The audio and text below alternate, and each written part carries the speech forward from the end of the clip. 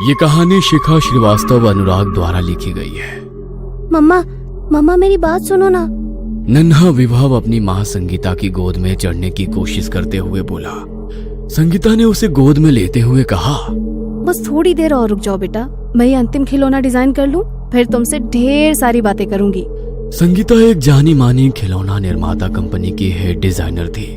Corona महामारी की वजह से घोषित लॉकडाउन के कारण आजकल वो घर से ही अपना काम कर रही थी। संगीता और विभव के अलावा उनके घर में विभव की आया रहती थी, लेकिन लॉकडाउन के कारण वो अपने गांव से वापस नहीं आ पाई थी। विभव 6 वर्ष का बहुत ही प्यारा और बातूनी सा बच्चा था। हर समय उसकी जुबान पर कोई ना कोई कहानी मौजूद रहती थी। पहले तो उसकी आया चाव से उसकी कहानियां सुनती थी, लेकिन अभी वो भी छुट्टी पर थी और संगीता अपने काम में ही व्यस्त रहती थी, जिसके कारण विभव उदास रहने लगा था। जैसे ही संगीता ने अपना कंप्यूटर बंद किया, मम्मा आप मेरे लिए एक बोलने वाली गुड़िया बना दो, फिर मैं आपको डिस्टर्ब नहीं करूंगा और उसी से अपनी सारी बातें किया करूंगा। विभव की भोली सी बात सुनकर संगीता हंस पड़ी। कुछ सोचकर वो उठी और स्टोर रूम में चली गई। पिछले ही सप्ताह संगीता के डिजाइन किए हुए कुछ खिलौने फैक्ट्री से जांच के लिए उसके पास आए थे, जो अचानक कोरोना की वजह से दफ्तर बंद हो जाने के कारण उसके घर पर ही रह गए थे। संगीता ने उन खिलौनों में से एक गुड़िया निकालकर विभव को खेलने के लिए दे दी। वो गुड़िया वैसे तो दिखने में बहुत ही सुंदर थी, लेकिन उसकी आंखें कुछ गड़ू मड़ू सी हो गई थी, जो कभी कभी डरावना सा एहसास दे जाती थी। विभव ने जैसे ही वो गुड़िया देखी, वो खुशी से उछल पड़ा। अरे वाह मम्मा, आप कितनी अच्छी हैं। इतनी जल्दी आप मेरे लिए इतनी प्यारी गुड़िया ले आई। अब तो मैं इससे खूब सारी बातें करूंगा। विभव अब गुड़िया को लेकर अपने कमरे में चला गया और संगीता खाना बनाने में जुट गई। कुछ देर के बाद जब संगीता और विभव खाने के लिए बैठे, तो संगीता ने देखा कि विभव ने ना सिर्फ बहुत जल्दी खा लिया, बल्कि उसने संगीता की प्लेट से भी खाना लेकर खाना खाना शुरू कर दिया। संगीता थोड़ी हैरान हुई।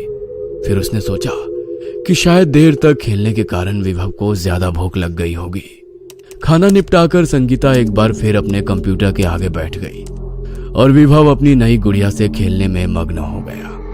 अभी कुछ ही मिनट बीते ही होंगे कि विभव के हंसने की आवाज से संगीता का ध्यान भंग हुआ। उसे आज विभव की हंसी बदली हुई सी लगी।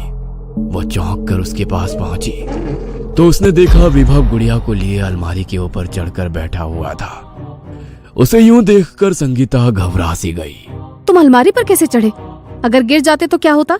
इस लॉकडाउन में मैं तुम्हें कैसे घर से बाहर हॉस्पिटल लेकर जाती, और हॉस्पिटल में अगर तुम्हें या मुझे इन्फेक्शन हो जाएगा तो क्या होगा? पता नहीं ये कौन सा नया खेल सूझा है तुम्हें। चलो जल्दी नीचे आओ। ओफो मम्मा, कितना मजा तो आ रहा है। मेरी गुड़िया ने मुझसे कहा है कि हम यहाँ बैठकर खेलेंगे, इसीलिए मुझे इसकी बात माननी पड़ी और फिर उसका हाथ पकड़कर मैं आसानी से यहाँ ऊपर आ गया। संगीता विभव की कहानियां बनाने की आदत से वाकिफ थी, इसलिए उसने इस बात पर ध्यान नहीं दिया और किसी तरह विभव को अलमारी से नीचे उतारा। अब तुम्हें अकेले अपने कमरे में खेलने की जरूरत नहीं है, तुम मेरे सामने बैठकर ही खेलो। विभव को अपने सामने देखकर संगीता ने राहत की सांस ली और अपने काम में लग गई। अब कुछ न कुछ अजीब घटनाएं रोज का क्रम बनती जा रही थी। कभी विभव जरूरत से ज्यादा खाता तो कभी अजीब सी आवाज में हंसता, कभी वो पलक झपकते ही किसी ऊंची जगह पर बैठा हुआ नजर आता, तो कभी उसका चेहरा संगीता को डरावना सा एहसास देता। विभव की हर बात में ये बात जुड़ी होती कि गुड़िया ने बोला ऐसा करो वैसा करो, लेकिन संगीता इसे विभव का बचपना समझकर भुला देती थी। इन सब बातों के असर से संगीता को लगने लगा कि वो शायद जरूरत से ज्यादा अपने काम में उलझ गई है और आराम के अभाव में उसे अजीब अजीब बातें दिखाई सुनाई पड़ने लगी हैं। इसलिए उसने तय किया कि वो कल ही अपने बॉस से बात करके 2 दिन की छुट्टी ले लेगी और अपने साथ साथ विभव का भी पूरा ख्याल रखेगी। लेकिन अभी रात बाकी थी। संगीता ने रात के खाने के लिए जैसे ही विभव को आवाज दी, नहीं मम्मा, मुझे नहीं खाना है। विभव का जवाब सुनकर परेशान सी संगीता उसके कमरे में पहुंचकर बोली, क्यों नहीं खाओगे? चलो जिद मत करो। गुड़िया ने मुझे खाने के लिए मना किया है। अगर मैं खाना नहीं खाऊंगा तो धीरे धीरे मर जाऊंगा और फिर उसकी तरह ही गुड़िया बनकर हमेशा के लिए उसकी दुनिया में उसके साथ रहूंगा। विभव ने अजीब सी आवाज में कहा। विभव के मुंह से मरने की बात सुनकर संगीता के गुस्से का ठिकाना नहीं रहा। उसने विभव को थप्पड़ मारने के लिए अपना हाथ उठाया, लेकिन ये क्या, उसका हाथ बीच हवा में ही रुक गया। वो विभव को छू ही नहीं पा रही थी। संगीता ने आश्चर्य से विभव की तरफ देखा तो उसने पाया कि विभव की आंखें लाल हो चुकी थी, मानो उसमें खून तैर रहा हो।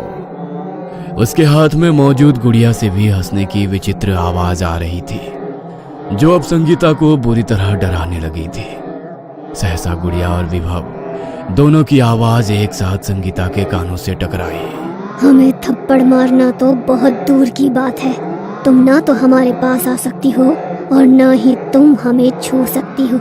जाओ, चली जाओ यहाँ से और हमें अकेला छोड़ दो।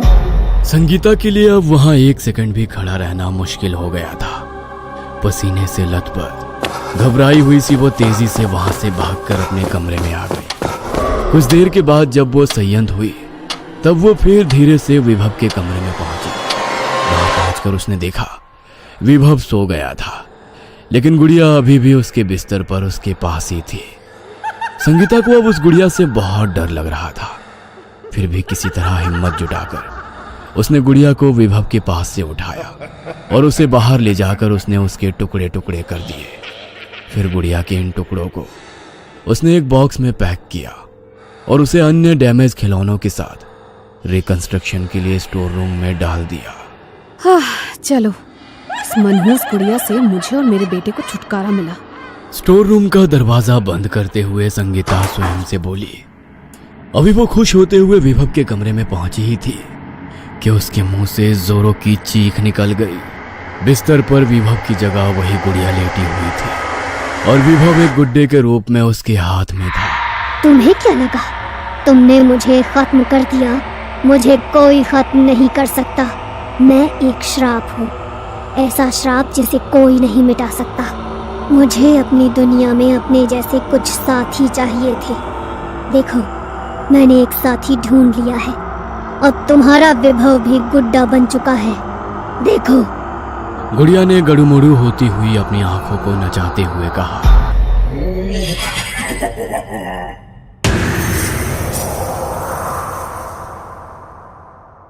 देखते ही देखते वो बेहोश होकर गिर पड़ी। बेहोशी में वो बस लगातार एक ही बात बड़बड़ा रही थी।